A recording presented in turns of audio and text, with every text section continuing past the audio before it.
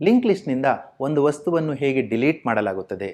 Link ಲಿಸ್ಟ್ನಿಂದ ವಸ್ತುವನ್ನು ತೆಗೆದ ನಂತರವೂ ಕೂಡ ಲಿಂಕನ್ನು ಅಥವಾ ಕೊಂಡಿಯನ್ನು ಹೇಗೆ ಸಂರಕ್ಷಿಸಲಾಗುತ್ತದೆ?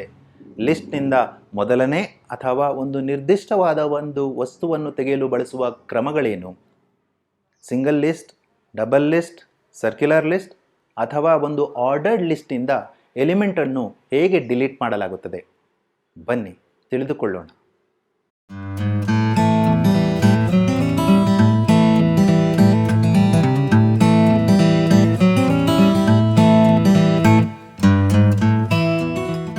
ನಮಸ್ಕಾರ, ನಾನು ಮುರಳೀಧರ BL ಕನ್ನಡದಲ್ಲಿ ಕಂಪ್ಯೂಟರ್ ಕಲಿಕೆಯ ಚಾನಲ್ ವತಿಯಿಂದ. ನೀವು ಇನ್ನೂ ನನ್ನ ಚಾನಲ್ಗೆ ನೋಂದಾವಣೆ ಮಾಡಿಕೊಂಡಿಲ್ಲವೆಂದರೆ ಕೂಡಲೇ ಸಬ್ಸ್ಕ್ರೈಬ್ ಬಟನ್ ಒತ್ತಿ ನೋಂದಾವಣೆ ಮಾಡಿಕೊಳ್ಳಿ. ಹಾಗೆಯೇ ಮುಂದೆ ನಾನು ಅಪ್ಲೋಡ್ ಮಾಡುವ ಎಲ್ಲ ವಿಡಿಯೋಗಳ ಬಗ್ಗೆ ಮಾಹಿತಿಗಾಗಿ ಪಕ್ಕದಲ್ಲಿರುವ ಬೆಲ್ ಬಟನ್ ಒತ್ತಿ. ನಿಮಗೆ ಈ ವಿಡಿಯೋ ಇಷ್ಟವಾದಲ್ಲಿ ಲೈಕ್ ಬಟನ್ ಒತ್ತಿ. ಒಂದು ಕೊಂಡಿ ಇರುವ ಅಥವಾ ಸಿಂಗಲ್ ಲಿಂಕ್ ಲಿಸ್ಟ್ನ ಒಂದು ನೋಡನ್ನು ತೆಗೆದುಕೊಳ್ಳೋಣ. ಅದರಲ್ಲಿ ಒಂದು ಭಾಗ ಮಾಹಿತಿ ಸಂಗ್ರಹಕ್ಕೆ ಬಳಸಲಿದ್ದು ಇನ್ನೊಂದು ಭಾಗ ಮುಂದಿನ ನೋಡ್ನ ವಿಳಾಸವನ್ನು ಹಿಡಿದಿಟ್ಟುಕೊಳ್ಳಲು ಬಳಸಲಾಗುತ್ತದೆ. ಒಂದು ಲಿಸ್ಟ್ನ ನೋಡಿನ ಸ್ಟ್ರಕ್ಚರ್ ಹೀಗಿರುತ್ತದೆ. ನೋಡ್ ಮಾಹಿತಿಗಾಗಿ ಹೆಸರನ್ನು ಶೇಖರಿಸುತ್ತದೆ ಮತ್ತು ನೋಡಿನ ಮುಂದಿನ ನೋಡ್ ವಿಳಾಸ ಹಿಡಿದಿಟ್ಟುಕೊಳ್ಳಲು ಮುಂದಿನ ನೋಡ್ ಎಂಬ ಪಾಯಿಂಟರ್ ಬಳಸುತ್ತದೆ.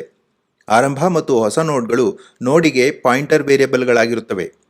ಲಿಂಕ್ ಲಿಸ್ಟ್ನಿಂದ ಒಂದು ನೋಡನ್ನು ತೆಗೆದಾಗ ನೋಡ್ ಬಳಸಿದ್ದ ಸ್ಥಳವನ್ನು ಆಪರೇಟಿಂಗ್ ಸಿಸ್ಟಮ್ಗೆ ವಾಪಸ್ ಮಾಡಲು ಫ್ರೀ ಫಂಕ್ಷನ್ ಬಳಸಲಾಗುತ್ತದೆ. ಫ್ರೀ ಈಗಿನ ನೋಡ್ನಲ್ಲಿ ಈಗಿನ ನೋಡ್ ಮಂಜೂರಾದ ಸ್ಥಳದ ಮೂಲ ವಿಳಾಸವನ್ನು ಹಿಡಿದಿಟ್ಟುಕೊಂಡಿರುತ್ತದೆ.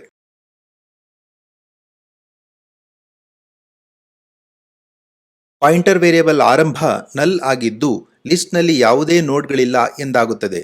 ಲಿಸ್ಟ್ನಿಂದ ಒಂದು ನೋಡನ್ನು ತೆಗೆಯಲು ಪ್ರಯತ್ನಿಸಿದರೆ ಲಿಸ್ಟ್ನಲ್ಲಿ ಯಾವುದೇ ವಸ್ತುಗಳಿಲ್ಲ ಎಂಬ ಮಾಹಿತಿ ನೀಡಲಾಗುತ್ತದೆ. ಈಗ ಒಂದು ಸಿಂಗಲ್ ಲಿಂಕ್ ಲಿಸ್ಟ್ನಿಂದ ಲಿಸ್ಟಿನ ಮೊದಲನೇ ನೋಡನ್ನು ತೆಗೆಯುವ ಪ್ರಯತ್ನ ಮಾಡೋಣ. ಯಾವುದೇ ನೋಡ್ ಫ್ರೀ ಮಾಡಲು ಆ ನೋಡಿಗೆ ಒಂದು ಪಾಯಿಂಟರ್ ವೇರಿಯೇಬಲ್ ಸೂಚಕವಾಗಬೇಕಿರುತ್ತದೆ. ಆದುದರಿಂದ ಲಿಸ್ಟ್ನ ಮೊದಲನೇ ನೋಡಿಗೆ ಈಗಿನ ನೋಡ್ ಸೂಚಕವಾಗಿದೆ. ಆರಂಭ ಪಾಯಿಂಟರ್ ವೇರಿಯೇಬಲ್ನ ವಿಳಾಸವನ್ನು ಈಗಿನ ನೋಡ್ಗೆ ನಕಲು ಮಾಡಿಕೊಳ್ಳಲಾಗಿದೆ. ಆರಂಭ ಒಂದು ನೋಡ್ ಮುಂದಿನ ನೋಡಿಗೆ ಸೂಚಕವಾಗಿರಲು ಆರಂಭ ಮುಂದಿನ ನೋಡ್ನ ವಿಳಾಸ ಪಡೆಯುತ್ತದೆ.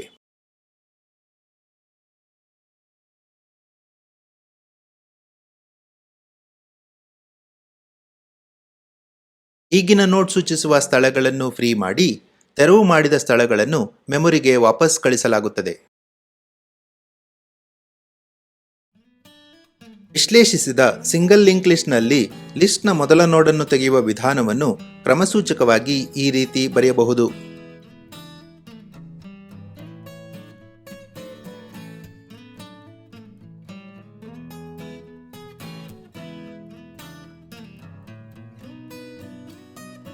ಲಿಸ್ಟ್ನಿಂದ ಈಗ ಒಂದು ನಿರ್ದಿಷ್ಟವಾದ ವಸ್ತುವನ್ನು ತೆಗೆಯುವ ಕ್ರಮವನ್ನು ವಿಶ್ಲೇಷಿಸೋಣ.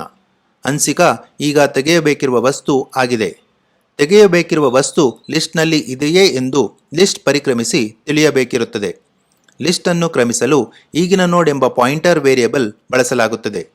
ಮೊದಲಿಗೆ ಈಗಿನ ನೋಡ್ ಮೊದಲನೇ ನೋಡಿಗೆ ಸೂಚಕವಾಗಬೇಕಿರುವುದರಿಂದ ಅದು ಆರಂಭ ಪಾಯಿಂಟರ್ ವೇರಿಯೇಬಲ್ನಲ್ಲಿರುವ ವಿಳಾಸವನ್ನು ನಕಲು ಮಾಡಿಕೊಳ್ಳುತ್ತದೆ.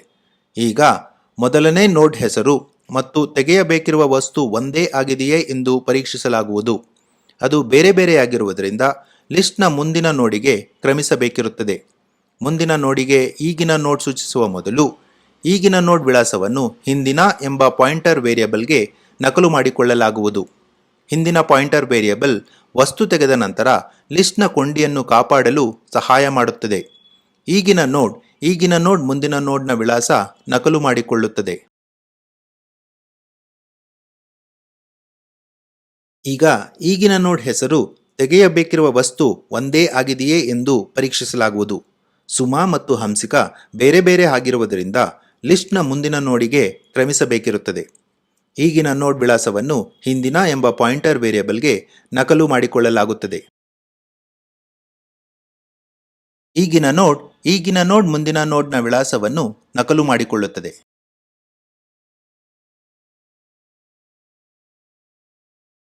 ಈಗ ಈಗಿನ ನೋಡ್ ಹೆಸರು ಮತ್ತು ತೆಗೆಯಬೇಕಿರುವ ವಸ್ತು ಒಂದೇ ಆಗಿದೆಯೇ ಎಂದು ಪರೀಕ್ಷಿಸಲಾಗುವುದು. ಅವು ಒಂದೇ ಆಗಿವೆ.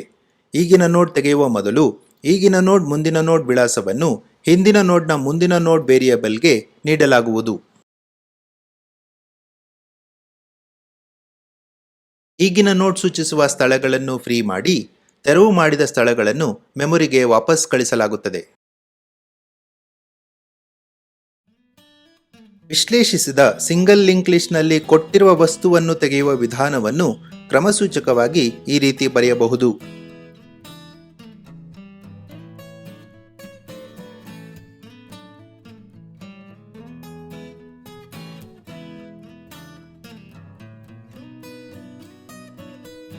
ಲಿಸ್ಟ್ನಲ್ಲಿರುವ ವಸ್ತುಗಳು ಒಂದು ಕ್ರಮವಾಗಿ ಶೇಖರಣೆಯಾಗಿದ್ದಲ್ಲಿ ಅಂತಹ ಲಿಸ್ಟನ್ನು ಆರ್ಡರ್ಡ್ ಲಿಸ್ಟ್ ಎನ್ನಲಾಗುತ್ತದೆ. ಉದಾಹರಣೆಗೆ, ಒಂದು ಆರ್ಡರ್ಡ್ ಲಿಸ್ಟ್ನಲ್ಲಿ ಒಟ್ಟು 4 ನೋಡ್ಗಳಿವೆ ಎಂದು ಭಾವಿಸೋಣ. ಆರ್ಡರ್ಡ್ ಲಿಸ್ಟ್ನಲ್ಲಿ ನೋಡ್ನಲ್ಲಿರುವ ವಸ್ತುಗಳು ಕನ್ನಡ ಅಕ್ಷರಮಾಲೆ ಪ್ರಕಾರ ಅಸೆಂಡಿಂಗ್ ಆರ್ಡರ್ನಲ್ಲಿ ಜೋಡಣೆಯಾಗಿವೆ. ಆರ್ಡರ್ಡ್ ಲಿಸ್ಟ್ನಿಂದ ನಿರ್ದಿಷ್ಟ ನೋಡನ್ನು ತೆಗೆಯುವ ಪ್ರಕ್ರಿಯೆಯನ್ನು ವಿಮರ್ಶಿಸೋಣ. ತೆಗೆಯುವ ವಸ್ತು ಈಗ ಸಮೀರ್ ಆಗಿದೆ. ಆರಂಭ ಮಾಹಿತಿಗಿಂತ ತೆಗೆಯುವ ವಸ್ತು ಅಕ್ಷರಮಾಲೆಯಲ್ಲಿ ಹಿಂದಿದ್ದರೆ ಲಿಸ್ಟ್ನಲ್ಲಿ ತೆಗೆಯಬೇಕಿರುವ ವಸ್ತು ಇಲ್ಲ ಎಂದಾಗುತ್ತದೆ. ಮೊದಲಿಗೆ ಈಗಿನ ನೋಡ್ ಮೊದಲನೇ ನೋಡಿಗೆ ಸೂಚಕವಾಗಬೇಕಿರುವುದರಿಂದ ಅದು ಆರಂಭ ಪಾಯಿಂಟರ್ ವೇರಿಯೇಬಲ್ನಲ್ಲಿರುವ ವಿಳಾಸವನ್ನು ನಕಲು ಮಾಡಿಕೊಳ್ಳುತ್ತದೆ. ಈಗ ತೆಗೆಯಬೇಕಿರುವ ವಸ್ತು ಸಮೀರ್. ಈಗಿನ ನೋಡ್ ಹೆಸರು ಗೋಪಿಗಿಂತ ಹಿಂದೆ ಇದೆಯೇ ಎಂದು ಪರೀಕ್ಷಿಸಲಾಗಿ ಸಮೀರ್ ಗೋಪಿಗಿಂತ ಅಕ್ಷರಮಾಲೆ ಪ್ರಕಾರ ಮುಂದೆ ಇರುವುದರಿಂದ ತೆಗೆಯಬೇಕಿರುವ ವಸ್ತುಗಾಗಿ ಹುಡುಕಾಟ ಮುಂದುವರಿಯುತ್ತದೆ. ಮುಂದಿನ ನೋಡಿಗೆ ಈಗಿನ ನೋಡ್ ಸೂಚಿಸುವ ಮೊದಲು ಈಗಿನ ನೋಡ್ ವಿಳಾಸವನ್ನು ಹಿಂದಿನ ಎಂಬ ಪಾಯಿಂಟರ್ ವೇರಿಯೇಬಲ್ಗೆ ನಕಲು ಮಾಡಿಕೊಳ್ಳಲಾಗುವುದು. ಈಗಿನ ನೋಡ್ ಮುಂದಿನ ನೋಡ್ನ ವಿಳಾಸ ನಕಲು ಮಾಡಿಕೊಳ್ಳುತ್ತದೆ. ತೆಗೆಯಬೇಕಿರುವ ವಸ್ತು ಈಗಿನ ನೋಡ್ ಹೆಸರುಗಿಂತ ಅಕ್ಷರಮಾಲೆಯಲ್ಲಿ ಹಿಂದೆ ಇದೆಯೇ ಎಂದು ಪರೀಕ್ಷಿಸಲಾಗುತ್ತದೆ. ಆದರೆ ತೆಗೆಯಬೇಕಿರುವ ವಸ್ತು ಸಮೀರ್. ಈಗಿನ ನೋಡ್ ಹೆಸರು ರಘುಗಿಂತ ಅಕ್ಷರಮಾಲೆಯಲ್ಲಿ ಮುಂದೆ ಇದೆ. ತೆಗೆಯಬೇಕಿರುವ ವಸ್ತು ಸ್ಥಳದ ಹುಡುಕಾಟ ಮುಂದುವರಿಸಬೇಕಿರುವುದರಿಂದ ಈಗಿನ ನೋಡ್ ಮುಂದಿನ ನೋಡ್ಗೆ ಸೂಚಕವಾಗಬೇಕಿರುತ್ತದೆ. ಈಗಿನ ನೋಡ್ ಮುಂದಿನ ನೋಡ್ಗೆ ಸೂಚಕವಾಗುವ ಮೊದಲು ಅದರ ವಿಳಾಸವನ್ನು ಹಿಂದಿನ ಎಂಬ ಪಾಯಿಂಟರ್ ವೇರಿಯೇಬಲ್ಗೆ ನಕಲು ಮಾಡಿಕೊಳ್ಳಲಾಗುವುದು. ಈಗಿನ ನೋಡ್ ಮುಂದಿನ ನೋಡ್ನ ವಿಳಾಸವನ್ನು ನಕಲು ಮಾಡಿಕೊಳ್ಳುತ್ತದೆ. ಈಗ ಈಗಿನ ನೋಡ್ ಹೆಸರು ಮತ್ತು ತೆಗೆಯಬೇಕಿರುವ ವಸ್ತು ಒಂದೇ ಆಗಿದೆಯೇ ಎಂದು ಪರೀಕ್ಷಿಸಲಾಗುವುದು. ಅವು ಒಂದೇ ಆಗಿವೆ. ಈಗಿನ ನೋಡ್ ತೆಗೆಯುವ ಮೊದಲು ಈಗಿನ ನೋಡ್ ಮುಂದಿನ ನೋಡ್ ವಿಳಾಸವನ್ನು ಹಿಂದಿನ ನೋಡ್ನ ಮುಂದಿನ ನೋಡ್ ವೇರಿಯೇಬಲ್ಗೆ ನೀಡಲಾಗುವುದು. ಈಗಿನ ನೋಡ್ ಸೂಚಿಸುವ ಸ್ಥಳಗಳನ್ನು ಫ್ರೀ ಮಾಡಿ ತೆರವು ಮಾಡಿದ ಸ್ಥಳಗಳನ್ನು ಮೆಮೊರಿಗೆ ವಾಪಸ್ ಕಳಿಸಲಾಗುತ್ತದೆ. ವಿಶ್ಲೇಷಿಸಿದ ಸಿಂಗಲ್ ಲಿಂಕ್ ಲಿಸ್ಟ್ನಲ್ಲಿ ಕ್ರಮಬದ್ಧ ಲಿಸ್ಟ್ನಿಂದ ಒಂದು ನೋಡನ್ನು ತೆಗೆಯುವ ವಿಧಾನವನ್ನು ಕ್ರಮಸೂಚಕವಾಗಿ ಈ ರೀತಿ ಬರೆಯಬಹುದು.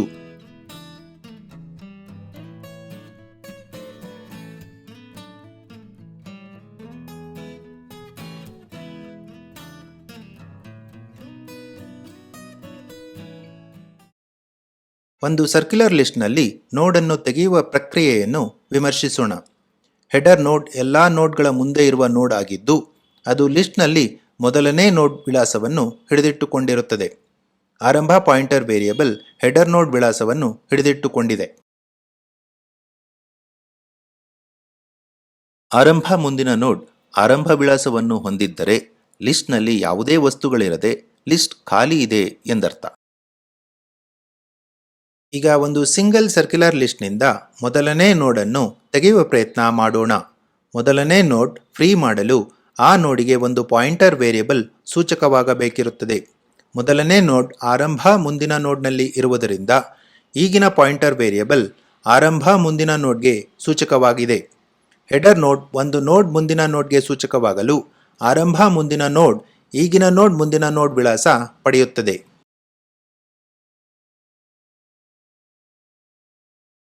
ಈಗಿನ ನೋಡ್ ಸೂಚಿಸುವ ಸ್ಥಳಗಳನ್ನು ಫ್ರೀ ಮಾಡಿ ತೆರವು ಮಾಡಿದ ಸ್ಥಳಗಳನ್ನು ಮೆಮೊರಿಗೆ ವಾಪಸ್ ಕಳಿಸಲಾಗುತ್ತದೆ. ವಿಶ್ಲೇಷಿಸಿದ ಸರ್ಕ್ಯುಲರ್ ಲಿಂಕ್ ಲಿಸ್ಟ್ನಲ್ಲಿ ಲಿಸ್ಟ್ ಮೊದಲಿಂದ ನೋಡ್ ತೆಗೆಯುವ ವಿಧಾನವನ್ನು ಕ್ರಮಸೂಚಕವಾಗಿ ಈ ರೀತಿ ಬರೆಯಬಹುದು.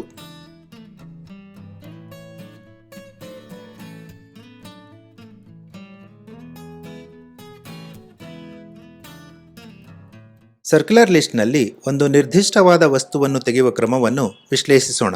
ಚಂದ್ರು ಈಗ ತೆಗೆಯಬೇಕಿರುವ ವಸ್ತು ಆಗಿದೆ. ತೆಗೆಯಬೇಕಿರುವ ವಸ್ತು ಲಿಸ್ಟ್ನಲ್ಲಿ ಇದೆಯೇ ಎಂದು ಲಿಸ್ಟ್ ಪರಿಕ್ರಮಿಸಿ ತಿಳಿಯಬೇಕಿರುತ್ತದೆ.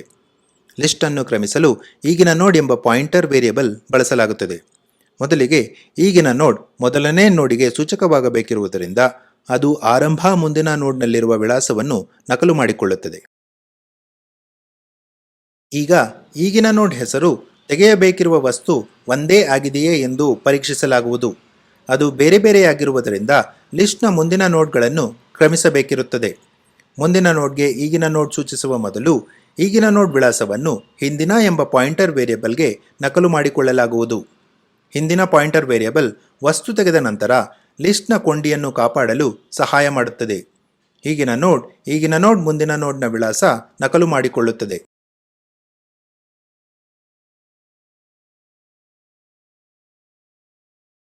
ಈಗ ಈಗಿನ ನೋಡ್ ಹೆಸರು ಮತ್ತು ತೆಗೆಯಬೇಕಿರುವ ವಸ್ತು ಒಂದೇ ಆಗಿದೆಯೇ ಎಂದು ಪರೀಕ್ಷಿಸಲಾಗುವುದು. ಅವು ಒಂದೇ ಆಗಿವೆ. ಈಗಿನ ನೋಡ್ ತೆಗೆಯುವ ಮೊದಲು ಈಗಿನ ನೋಡ್ ಮುಂದಿನ ನೋಡ್ ವಿಳಾಸವನ್ನು ಹಿಂದಿನ ನೋಡ್ನ ಮುಂದಿನ ನೋಡ್ ವೇರಿಯಬಲ್ಗೆ ನೀಡಲಾಗುವುದು.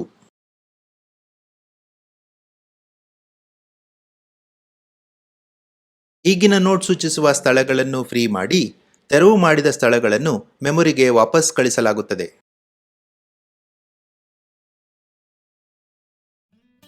ವಿಶ್ಲೇಷಿಸಿದ ಸಿಂಗಲ್ ಸರ್ಕ್ಯುಲರ್ ಲಿಸ್ಟ್ನಿಂದ ಕೊಟ್ಟಿರುವ ವಸ್ತುವನ್ನು ತೆಗೆಯುವ ವಿಧಾನವನ್ನು ಕ್ರಮಸೂಚಕವಾಗಿ ಈ ರೀತಿ ಬರೆಯಬಹುದು.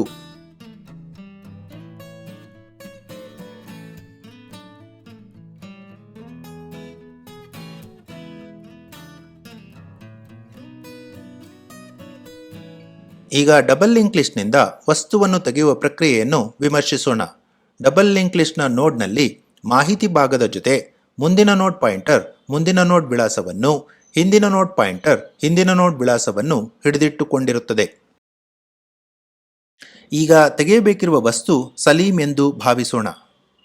ಇಲ್ಲಿ ತೆಗೆಯಬೇಕಿರುವ ವಸ್ತು ಕೊನೆಯ ವಸ್ತುವಾಗಿದ್ದು ತೆಗೆಯಬೇಕಿರುವ ವಸ್ತುವನ್ನು ಅಂತ್ಯ ಸೂಚಿಸುತ್ತಿದೆ. ಆದುದರಿಂದ ಅಂತ್ಯದ ಹಿಂದಿನ ನೋಡ್ ಕೊನೆಯ ನೋಡ್ ಆಗಬೇಕಿರುವುದರಿಂದ ಅಂತ್ಯದ ಹಿಂದಿನ ನೋಡಿನ ಮತ್ತು ಅದರ ಮುಂದಿನ ನೋಡ್ ನಲ್ ಆಗುತ್ತದೆ.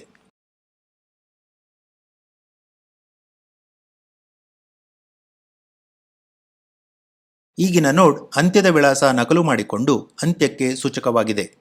ಅಂತ್ಯ ಈಗ ಅಂತ್ಯದ ಹಿಂದಿನ ನೋಡ್ಗೆ ಸೂಚಕವಾಗಬೇಕಿರುವುದರಿಂದ ಅಂತ್ಯ ಹಿಂದಿನ ನೋಡ್ ವಿಳಾಸ ಪಡೆಯುತ್ತದೆ.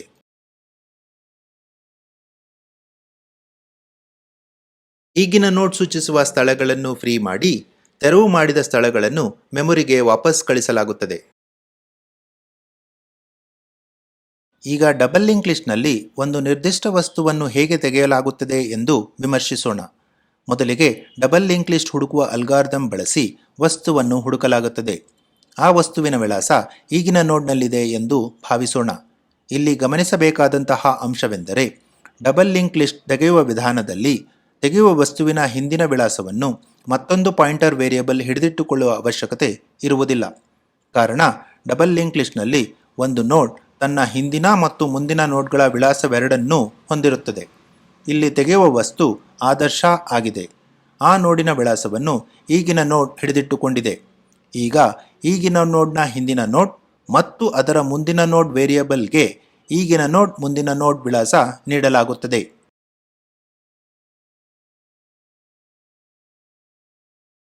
ಈಗಿನ ನೋಡ್ ಮುಂದಿನ ನೋಡ್ ಮತ್ತು ಅದರ ಹಿಂದಿನ ನೋಡ್ ವೇರಿಯಬಲ್ಗೆ ಈಗಿನ ನೋಡ್ ಹಿಂದಿನ ನೋಡ್ ವಿಳಾಸ ನೀಡಲಾಗುತ್ತದೆ.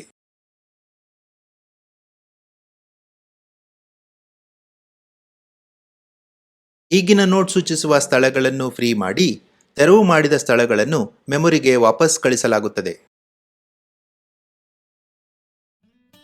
ವಿಶ್ಲೇಷಿಸಿದ ಡಬಲ್ ಲಿಂಕ್ ಲಿಸ್ಟ್ನಿಂದ ಕೊಟ್ಟಿರುವ ವಸ್ತುವನ್ನು ತೆಗೆಯುವ ವಿಧಾನವನ್ನು ಕ್ರಮಸೂಚಕವಾಗಿ ಈ ರೀತಿ ಬರೆಯಬಹುದು.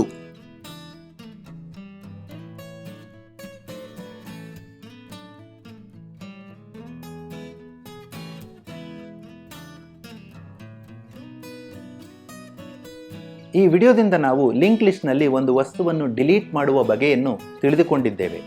ಈ ವಿಡಿಯೋ ನಿಮಗೆ ಇಷ್ಟವಾದಲ್ಲಿ ಮರೆಯದೆ ಲೈಕ್ ಬಟನ್ ಒತ್ತಿ. ಡೇಟಾ ಸ್ಟ್ರಕ್ಚರ್ ಬಗೆಗಿನ ನನ್ನ ಇತರ ವಿಡಿಯೋಗಳನ್ನು ಕೂಡ ವೀಕ್ಷಿಸಿ. ವಂದನೆಗಳು.